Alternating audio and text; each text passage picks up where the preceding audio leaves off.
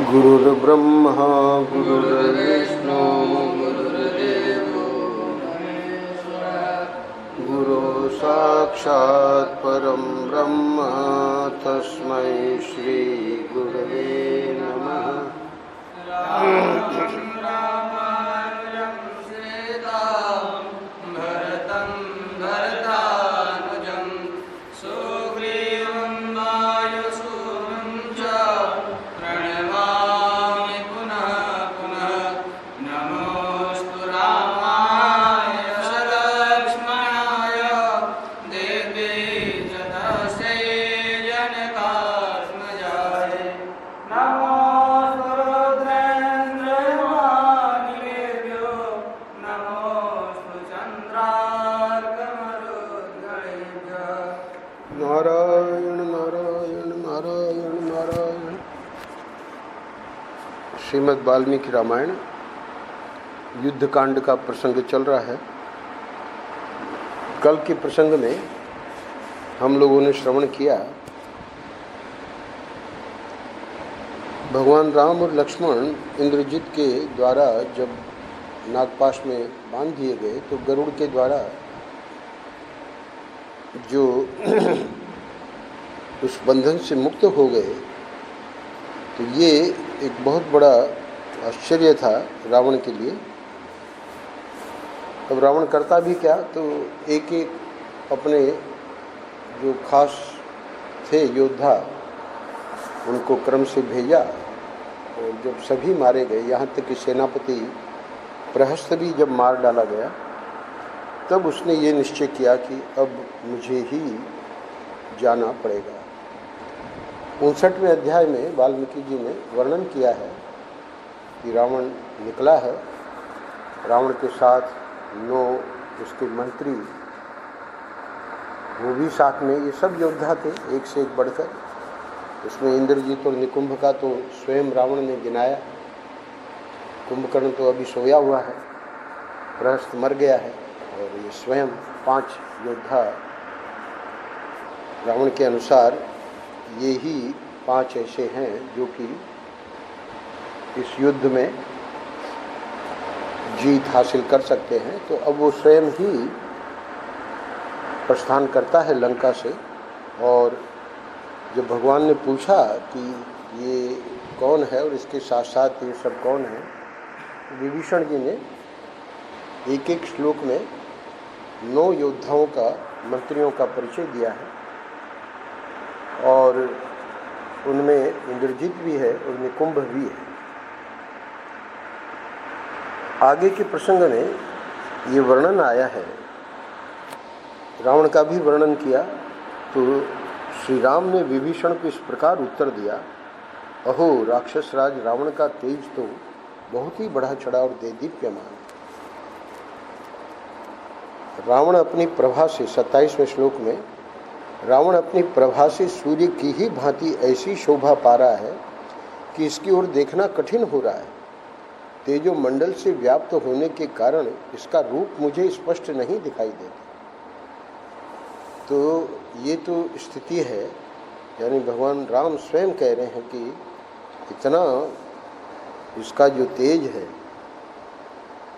और भी बातें भगवान ने कही। सौभाग्य की बात है कि यह पापात्मा, 31वां श्लोक, मेरी आंखों के सामने आ गया। सीता हरण के कारण मेरे मन में जो क्रोध संचित हुआ है उसे आज इसके ऊपर छोड़ूंगा। अब भगवान डट गए धनुष लेकर।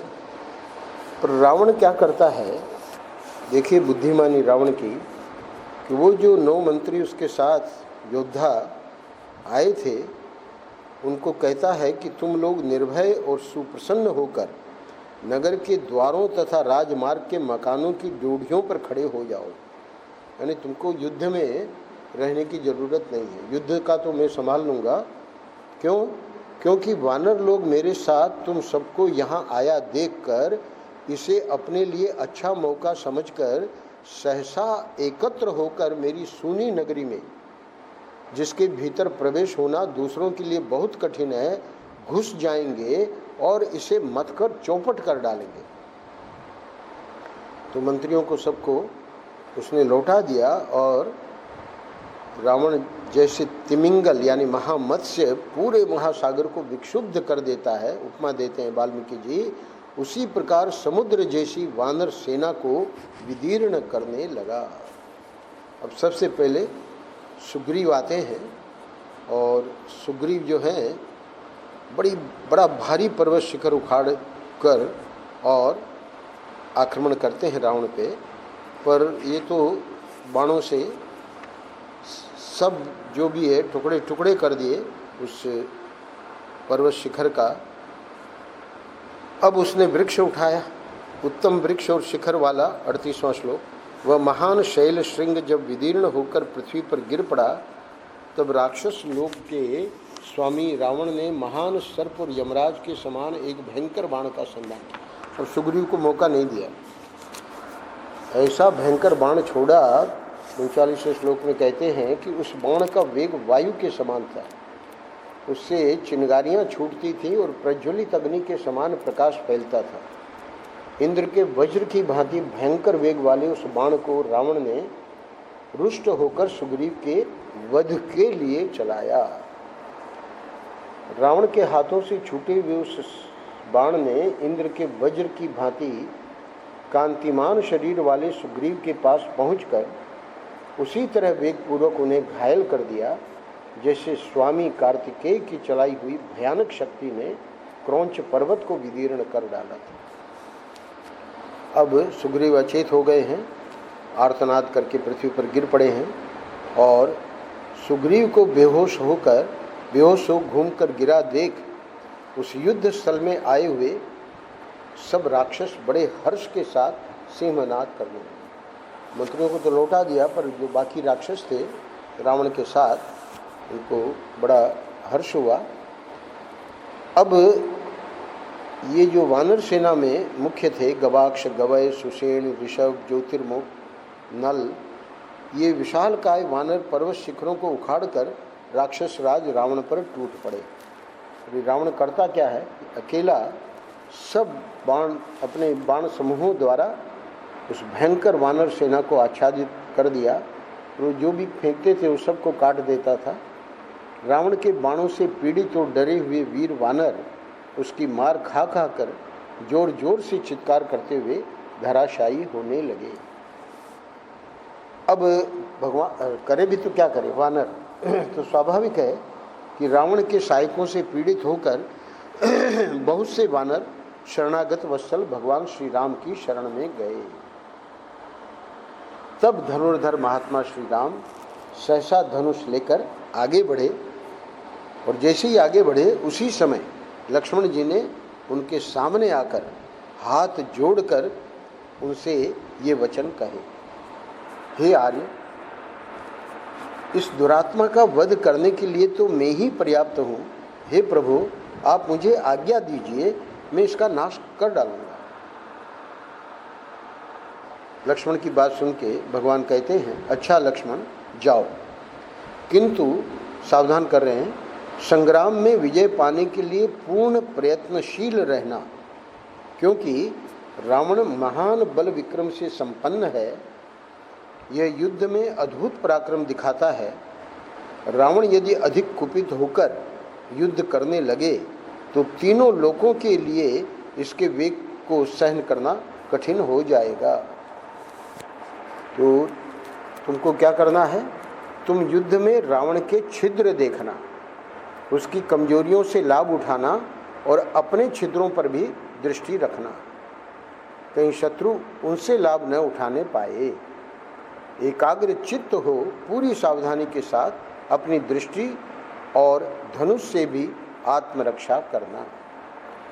श्री रघुनाथ जी की यह बात सुनकर सुमित्रा कुमार लक्ष्मण उनके हृदय से लग गए और श्री राम का पूजन एवं अभिवादन करके वे युद्ध के लिए चल दिए। उन्होंने देखा, लक्ष्मण देखते हैं, रावण की भुजाएं हाथी के शुंड दंड के समान हैं।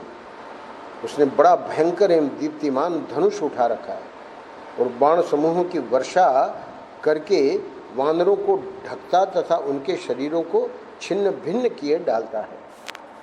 रावण को इस प्रकार पराक्रम करते देख, अभी लक्ष्मण जी ने कुछ नहीं किया है, हनुमान जी आ गए। महातेजस्वी पवन पुत्र हनुमान जी उसके बाण समूहों का निवारण करते हुए रावण की ओर दौड़े। उसके रथ के पास पहुंचकर अपना दायां हाथ उठा कर बुद्धिमान हनुमान ने रावण को भयभीत करते हुए कहा। हनुमान जी कहते हैं रावण को, हे निशाचर, तुमने देवता, दानव, गंधर्व, यक्ष और राक्षसों से न मारे जाने का वर प्राप्त कर लिया है, परंतु वानरों से तो तुम्हें भय है ही। तो अब ये वानर ही आ गए हैं, तो ये क्या करने जा रहे हैं? अपना दाहिना हाथ दिखाते हैं। देखो, 5 उंगलियों से युक्त यह मेरा दाहिना हाथ उठा हुआ है। तुम्हारे शरीर में चिरकाल से जो जीवात्मा निवास करता है उसे आज यह इस देह से अलग कर देगा। हनुमान जी का यह वचन सुनकर भयानक पराक्रमी रावण के नेत्र क्रोध से लाल हो उठे और उसने रोष पूर्वक कहा, हे वानर, तुम निशंक होकर शीघ्र मेरे ऊपर प्रहार करो और सुस्थिर यश प्राप्त कर लो। तुम में कितना पराक्रम है यह जान लेने पर ही मैं तुम्हारा नाश करूंगा। रावण की बात सुनकर पवन पुत्र हनुमान जी बोले, मैंने तो पहले ही तुम्हारे पुत्र अक्षय कुमार को मार डाला, इस बात को याद तो करो।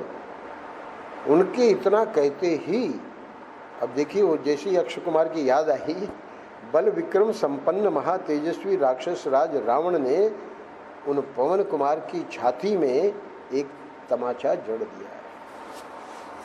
वो जो छाती में तमाचा लगाया है रावण ने हनुमान जी की छाती में, तो उस थप्पड़ की चोट से हनुमान जी बारंबार इधर उधर चक्कर काटने लगे, परंतु वे बड़े बुद्धिमान और तेजस्वी थे, अतः 2 ही घड़ी में अपने को सुस्थिर करके खड़े हो गए। फिर उन्होंने भी अत्यंत कुपित होकर उस देवद्रोही को थप्पड़ से ही मारा। अब इनकी थप्पड़ से क्या होता है, हनुमान जी की थप्पड़ से, उसका वर्णन कर रहे हैं। उन महात्मा वानर के थप्पड़ की मार खाकर दशमुख रावण उसी तरह कांप उठा जैसे भूकंप आने पर पर्वत हिलने लगता है। संग्राम भूमि में रावण को थप्पड़ खाते देख ऋषि वगैरह ये सब देख रहे हैं युद्ध, तो सिद्ध देवता और इधर जो वानर हैं सेना में, ये सब यानी कि असुर भी हर्ष ध्वनि करने लगे। तदनंतर महातेजस्वी रावण ने संभल कर कहा, क्या कहता है, शाबाश वानर, शाबाश, तुम पराक्रम की दृष्टि से मेरे प्रशंसनीय प्रतिद्वंद्वी हो। पर इस प्रशंसा से हनुमान जी क्या कहते हैं, रावण के ऐसा कहने पर पवन कुमार हनुमान ने कहा, हे रावण, तू अब भी जीवित है, इसलिए मेरे पराक्रम को धिक्कार है। यानी तुझे तो मर जाना चाहिए था, पर तू जीवित है, तो ये पराक्रम प्रशंसा करने लायक नहीं है। हे दुर्बुद्धे, अब तुम एक बार और मुझ पर प्रहार करो, बढ़ बढ़कर बातें क्यों बना रहे हो? तुम्हारे प्रहार के पश्चात जब मेरा मुक्का पड़ेगा तब वह तुम्हें तत्काल यमलोक पहुंचा देगा। अब हनुमान जी की इस बात से रावण का क्रोध प्रज्वलित हो उठा। उस पराक्रमी राक्षस ने बड़े यत्न से दाहिना मुक्का तानकर हनुमान जी की छाती में वेग पूर्वक प्रहार किया। छाती में चोट लगने पर हनुमान जी पुनः विचलित हो उठे। महाबली हनुमान जी को उस समय विह्वल देख अब रावण को लगा कि अब छोड़ो हनुमान जी को, औरों की खबर लेते हैं। तो नील जो है वो सेनापति हैं, जिनका सेनापति प्रस्थ तो मारा गया नील के द्वारा, तो अतिरथी रावण रथ के द्वारा शीघ्र ही नील पर जा चढ़ा। राक्षसों के राजा प्रतापी दशग्रीव ने शत्रुओं के मर्म को विदीर्ण करने वाले सर्प तुल्य भयंकर बाणों द्वारा वानर सेनापति नील को संताप देना आरंभ किया। अब नील जो है वो एक पर्वत शिखर उठाकर चलाते हैं, ये विदीर्ण कर देता है। उतने में हनुमान जी कहते हैं रोषपूर्वक, क्या कहते हैं, ओ निशाचर, इस समय तुम दूसरे के साथ युद्ध कर रहे हो, अतः अब तुम पर धावा करना मेरे लिए उचित न होगा। इसी को कहते हैं धर्म युद्ध। यानी वो नील से भिड़ रहा है और हनुमान जी भी जाके उसके ऊपर आक्रमण कर दे तो मारा जाएगा। तो रावण को हनुमान जी कहते हैं कि ठीक है, युद्ध तो हमारे तुम्हारे बीच में था, पर अब तुम दूसरे के साथ युद्ध कर रहे हो, अतः अब तुम पर धावा करना मेरे लिए उचित न होगा। अच्छा, अब नील और रावण के बीच के जो युद्ध है उसका वर्णन करते हुए आगे वर्णन कर रहे हैं कि नील को काफ़ी घायल कर दिया। और अपनी ये नील ने क्या किया, 79 इस श्लोक में वर्णन कर रहे हैं कि छोटा सा रूप बनाकर नील ने रावण की ध्वजा के वे शिखर पर चढ़ गए। अपनी ध्वजा के ऊपर बैठे हुए अग्निपुत्र नील को, ये वर्णन किया गया है कि ये नील कौन थे, अग्निपुत्र थे ये नील, कोई सामान्य नहीं थे। तो अग्निपुत्र नील को देखकर रावण क्रोध से जल उठा और उधर नील जोर जोर से गर्जना करने लगे।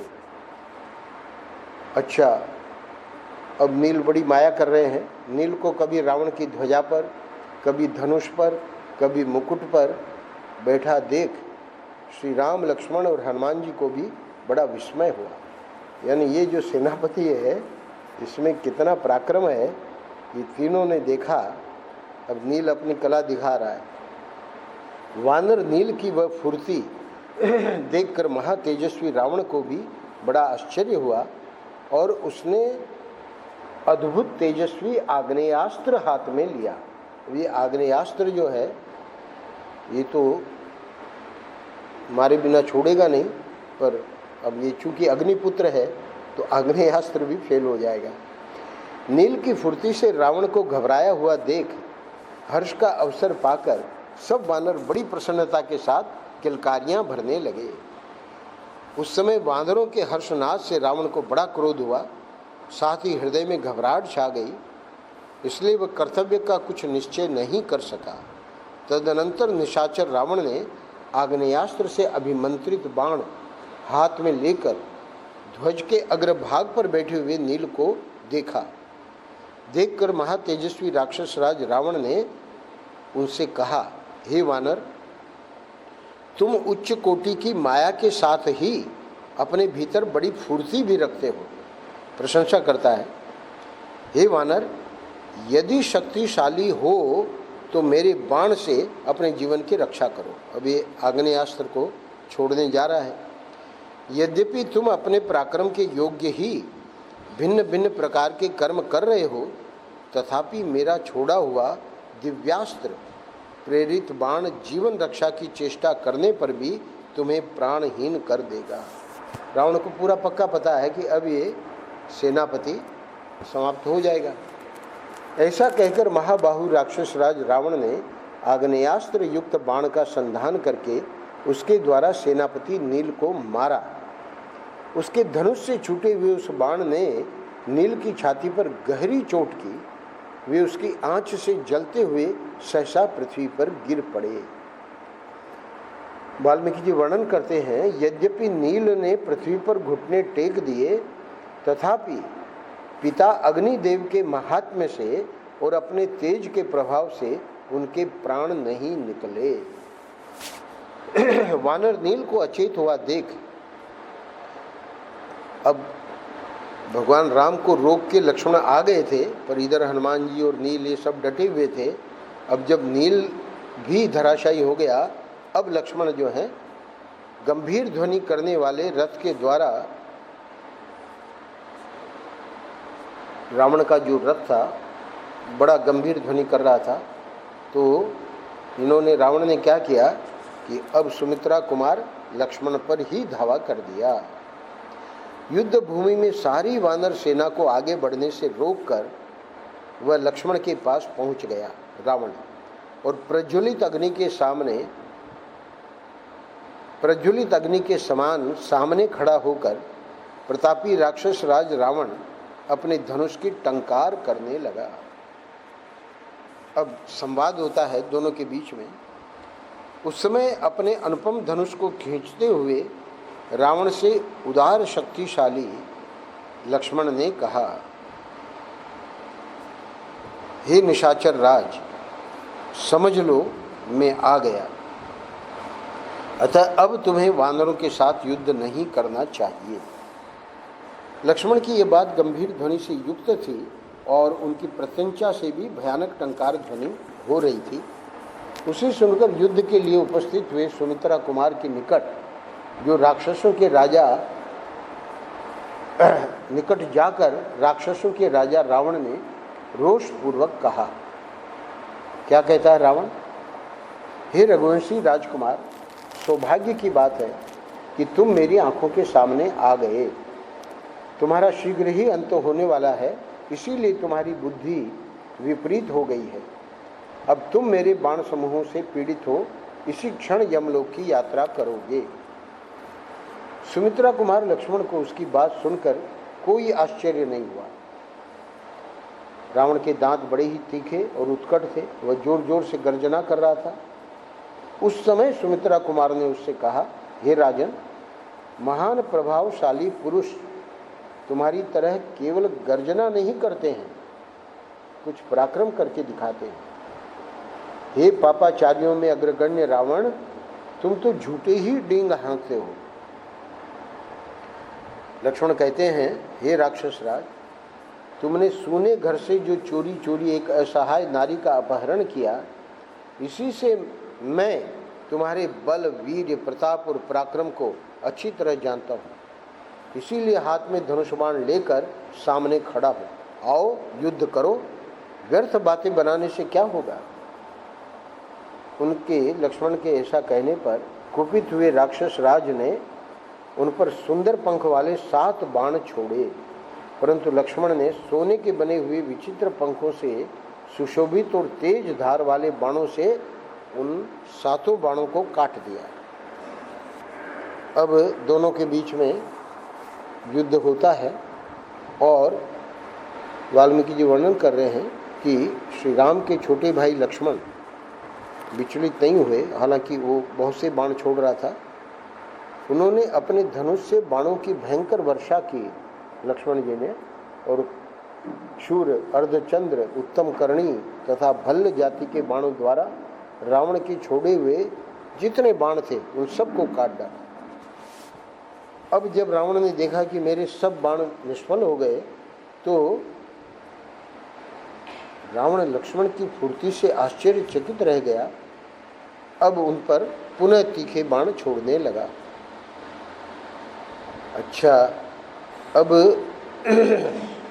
होता क्या है, राक्षस राज ने 104 उन सभी तीखे बाणों को जो लक्ष्मण ने छोड़े काट डाले, और अब इसके पास ये ब्रह्मा जी की दी हुई शक्ति है।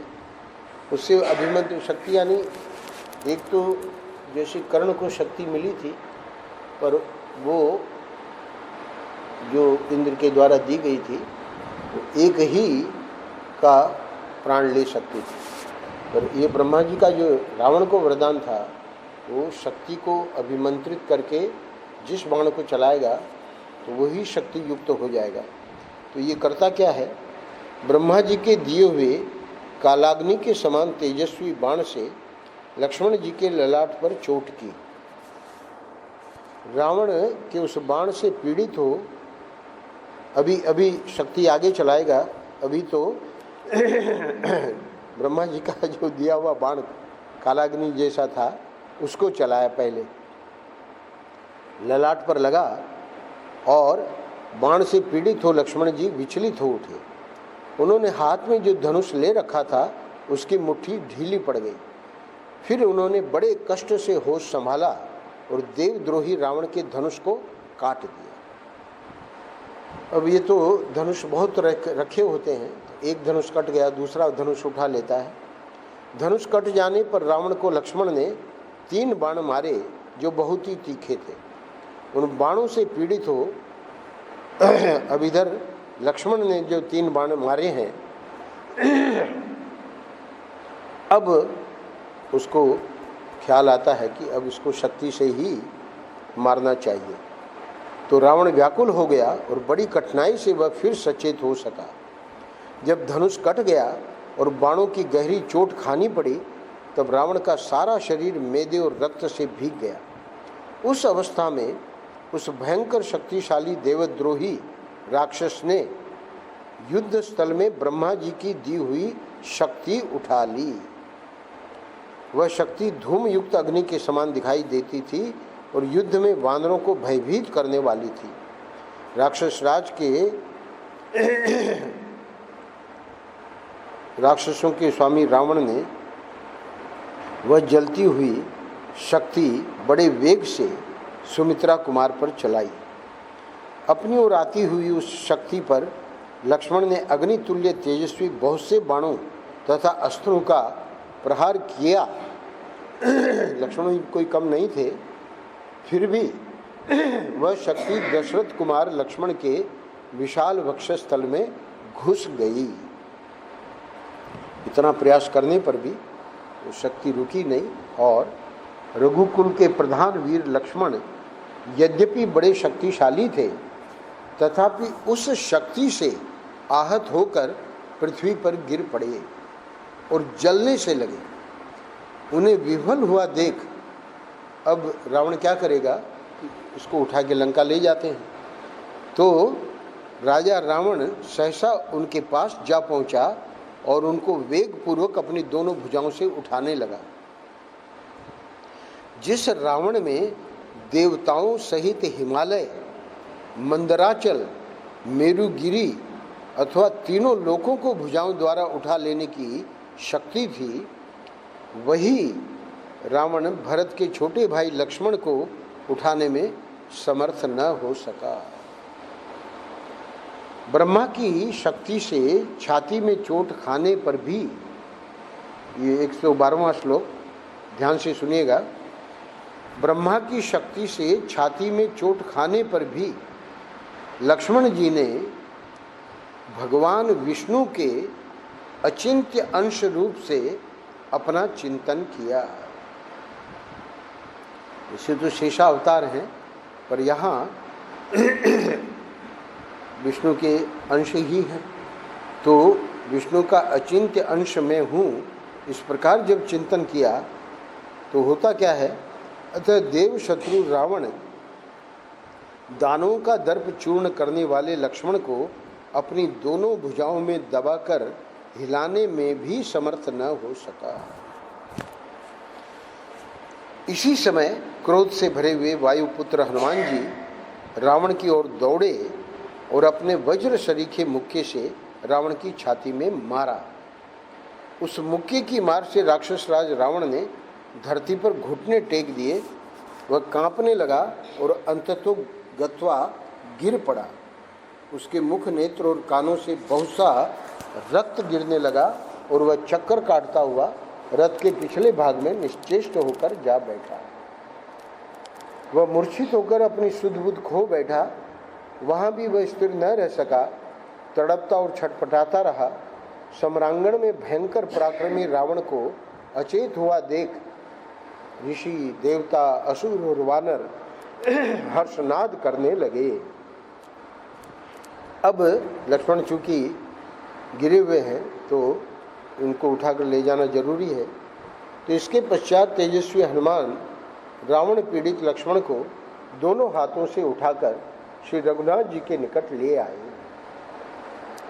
हनुमान जी के सौहार्द, अब क्योंकि प्रश्न यह है कि जो रावण से नहीं उठा वो हनुमान जी से कैसे उठ गया। हनुमान जी के सौहार्द और उत्कट भक्ति भाव के कारण लक्ष्मण जी उनके लिए हल्के हो गए। शत्रुओं के लिए तो वे अब भी अकंपनीय थे, वे उन्हें हिला नहीं सकते थे, पर हनुमान जी के लिए वे हल्के हो गए। युद्ध में पराजित हुए लक्ष्मण को छोड़कर वह शक्ति पुनः रावण के रथ पर लौट आई। वो जो छाती में घुसी हुई शक्ति थी वो रावण के पास लौट जाती है।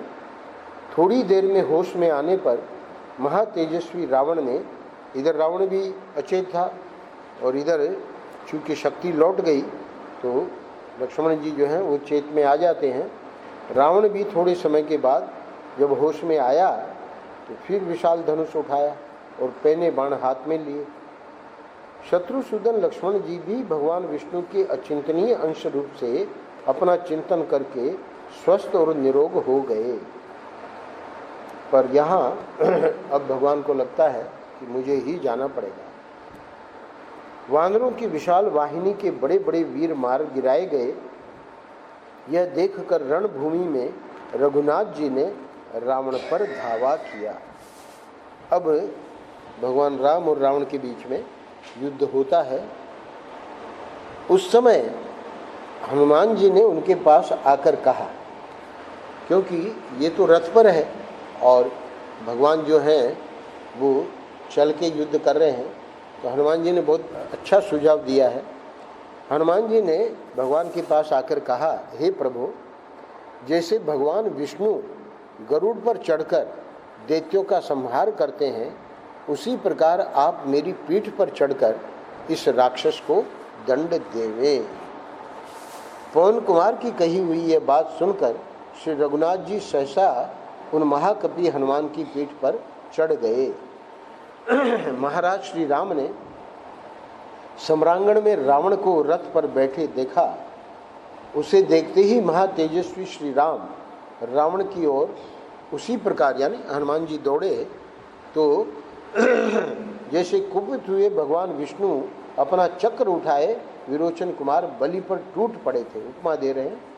उन्होंने अपने धनुष की तीव्र टंकार प्रकट की जो वज्र की गड़गड़ाहट से भी अधिक कठोर थी। इसके बाद श्री रामचंद्र जी राक्षस राज रावण से गंभीर वाणी में बोले। क्या कहते हैं? हे राक्षसों में बाघ बने हुए रावण, तुम खड़े रहो। मेरा ऐसा अपराध करके तू कहाँ जाकर प्राण संकट से छुटकारा पा सकेगा? अब कोई रास्ता तेरे लिए नहीं है। क्यों? यदि तू इंद्र, यम अथवा सूर्य के पास, ब्रह्मा, अग्नि या शंकर के समीप अथवा 10 दिशाओं में भागकर जाएगा तो भी अब मेरे हाथ से बच नहीं सकेगा। तूने आज अपनी शक्ति के द्वारा युद्ध में जाते हुए जिन लक्ष्मण को आहत किया और जो उस शक्ति की चोट से सहसा मूर्छित हो गए थे, उन्हीं के उस तिरस्कार का बदला लेने के लिए आज मैं युद्ध भूमि में उपस्थित हुआ हूँ। हे राक्षस राज, मैं पुत्र पौत्रों सहित तेरी मौत बनकर आया हूँ।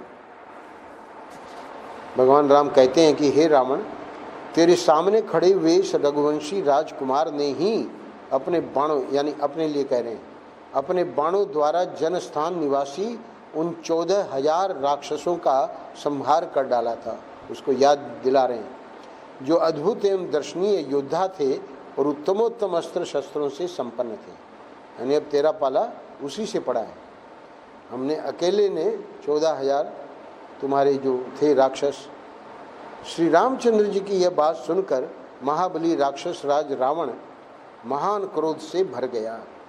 उसे पहले के वैर का स्मरण हो आया और उसने कालाग्नि की शिखा के समान दीप्तिशाली बाणों द्वारा रणभूमि में श्री रघुनाथ जी का वाहन बने हुए महान वेगशाली वायुपुत्र हनुमान को अत्यंत घायल कर दिया। युद्ध स्थल में उस राक्षस के सहायकों से आहत होने पर भी, ध्यान दीजिएगा, स्वाभाविक तेज से संपन्न हनुमान जी का शौर्य और भी बढ़ गया। ये यहाँ वाल्मीकि जी दिखा रहे हैं। भगवान राम बैठे हैं उसके कंधे पे, तो हनुमान जी का कुछ बिगड़ेगा नहीं। तो कहाँ तो ये बाणों से घायल कर रहा है भगवान के वाहन को, हनुमान जी को, और वाल्मीकि जी क्या वर्णन कर रहे हैं कि युद्ध स्थल में उस राक्षस के बाणों से आहत होने पर भी स्वाभाविक तेज से संपन्न हनुमान जी का शौर्य और भी बढ़ गया। ये है ठाकुर जी का चमत्कार। वानर शिरोमणि हनुमान को रावण ने घायल कर दिया, यह देखकर महातेजस्वी श्री राम क्रोध के वशीभूत हो गए। अब उनका तो शौर्य बढ़ गया था, पर भगवान को अच्छा नहीं लगा कि ये हमारे वाहन के ऊपर चला रहा है बाण। फिर तो उन भगवान श्री राम ने आक्रमण करके पहिए, घोड़े, ध्वजा, छत्र, पताका, सारथी, अश्नि, शूल और खड़ग सहित उसके रथ को अपने पैने बाणों से तिल तिल करके काट डाला। जैसे भगवान इंद्र ने वज्र के द्वारा मेरु पर्वत पर आघात किया हो, उसी प्रकार प्रभु श्री रामचंद्र जी ने वज्र और अश्नि के समान तेजस्वी बाण से इंद्र शत्रु रावण की विशाल एवं सुंदर छाती में वेग पूर्वक आघात किया। अब यहाँ चूँकि समय पूरा हो गया है तो आज का समय, तो इसलिए हम विराम देने जा रहे हैं 138वें श्लोक पर। इस अध्याय में 146 श्लोक हैं, तो ये जो शेष श्लोक हैं, रावण बेचारा भाग जाएगा पराजित होकर। भगवान कहेंगे कि मैं आज्ञा देता हूँ, जा लंका में प्रवेश करके कुछ देर तू विश्राम कर ले, फिर रथ और धनुष के साथ निकलना। उस समय रथारूढ़ रहकर, यानी अभी तो तेरा रथ नहीं है, तो फिर मेरा बल देखना। तो राजा रावण जो है लंका में घुस गया। तो ये प्राय ये अध्याय पूरा हो गया है, पर फिर भी क्या होता है रावण के साथ उसकी चर्चा हम कल देखेंगे। और अब अगले अध्याय में अपनी पराजय से दुखी हुए रावण की आज्ञा से सोए हुए कुंभकर्ण का जगाया जाना। बीच में ये जागा था जब मीटिंग हुई थी, पर उसके बाद ये फिर सो गया और बस एक दिन जागता था और उसी दिन में त्रिलोकी को वो खा सकता था, इतना उसका कुंभकर्ण का बताएंगे वाल्मीकि जी। तो अब ये कुंभकर्ण का सहारा लेता, आश्रय लेता है रावण। उसको जगाना भी कोई बहुत मामूली बात नहीं है, बड़े विस्तार में यहाँ वर्णन किया है वाल्मीकि जी ने। और जब कुंभकर्ण आ गए वहाँ युद्ध मैदान में, सभी वानर भयभीत हो गए। फिर आगे क्या होता है उसका जो है वर्णन कालक्रम से। नारायण नारायण नारायण।